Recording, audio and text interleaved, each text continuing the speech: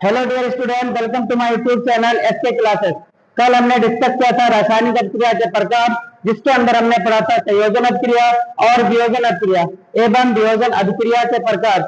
आज हम डिस्कस करने वाले हैं विस्थापन अभिक्रिया, द्विविस्थापन अभिक्रिया एवं उष्माक्षेपी एवं उष्माशोषी अभिक्रिया। यहाँ पर हम पढ़ने वाले हैं विस्थापन अभिक्रिया। विस्थापन अभिक्रिया प्यारे बच्चों वह अभिक्रिया होती है जिसमें एक अधिक क्रियाशील पदार्थ अपने से कम क्रियाशील पदार्थ को उसके स्थान से विस्थापित कर देता है। जैसे कि जो हमने सक्रियता श्रेणी में पढ़ा है, ऊपर वाला तत्व या एलिमेंट अपने से नीचे वाले तत्व या एलिमेंट को उसके स्थान से रिप्लेस करता है। इसे हम समझते हैं आसान भाषा में विस्थापन अभिक्रिया। वह रासायनिक अभिक्रिया जिसमें अधिक क्रियाशील पदार्थ द्वारा कम क्रियाशील पदार्थ को उसके स्थान से विस्थापित कर दिया जाता है, विस्थापन अभिक्रिया कहलाती है। जैसे जब कॉपर सल्फेट के विलयन में जिंक का चूर्ण या पत्ती डाली जाती है तो जिंक सल्फेट तथा कॉपर प्राप्त होता है। इसे हम एक रासायनिक समीकरण के द्वारा समझ सकते हैं। जब कॉपर सल्फेट प्लस जिंक मिलाया जाता है तो जिंक सल्फेट प्लस कॉपर प्राप्त होता है, क्योंकि इस अभिक्रिया में जिंक एलिमेंट कॉपर एलिमेंट से अधिक क्रियाशील है। नोट, यहाँ पर जिंक कॉपर से अधिक क्रियाशील है, इसलिए यह कॉपर सल्फेट से कॉपर को विस्थापित कर देता है। द्विविस्थापन अभिक्रिया वह रासायनिक अभिक्रिया जिसमें अधिकारक यौगिकों के आयनों अथवा मूलकों या रेडिकल के परस्पर विनिमय द्वारा नए उत्पाद बनते हैं, द्विविस्थापन अभिक्रिया कहलाती है।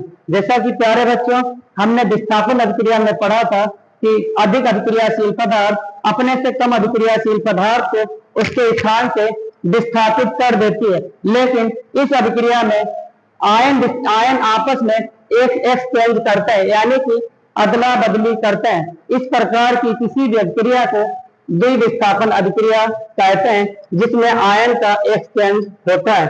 उदाहरण के लिए जब सोडियम सल्फेट यानी कि Na2SO4 तथा बेरियम क्लोराइड BaCl2 के जलीय विलयनों को मिलाने पर इनके आयनों में विनिमय या एक्सचेंज के द्वारा बेरियम सल्फेट एवं NaCl बनता है, जिसे हम एक समीकरण के द्वारा समझ सकते हैं।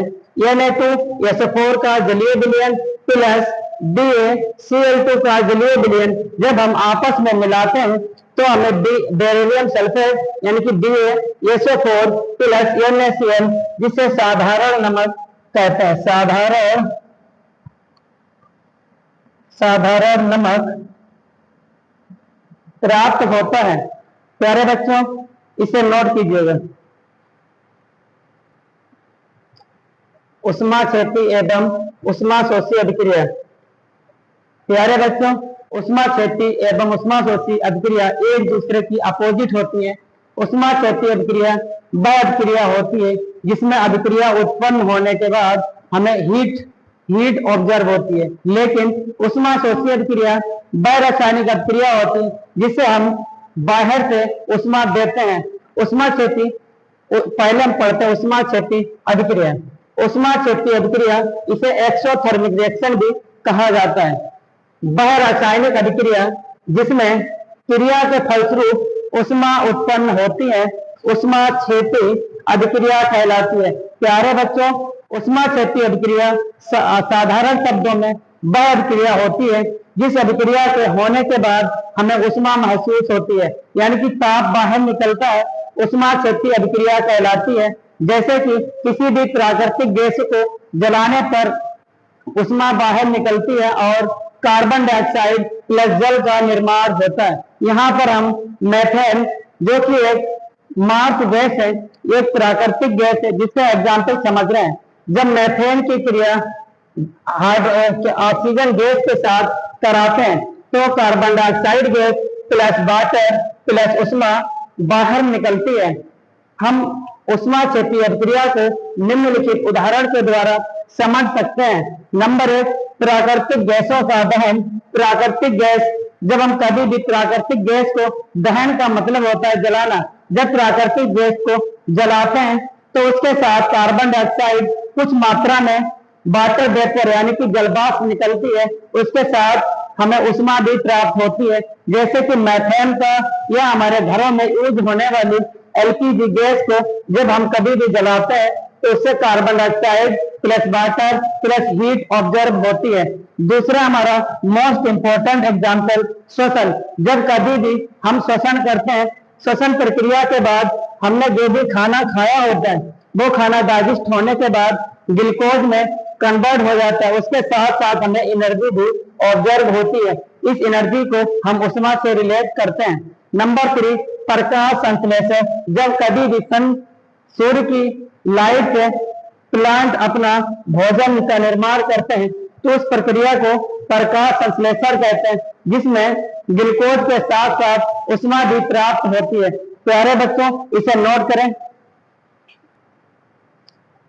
प्यारे बच्चों, उष्मा शोषित क्रिया अभी हम डिस्कस कर रहे थे, उष्मा क्षैतिज क्रिया।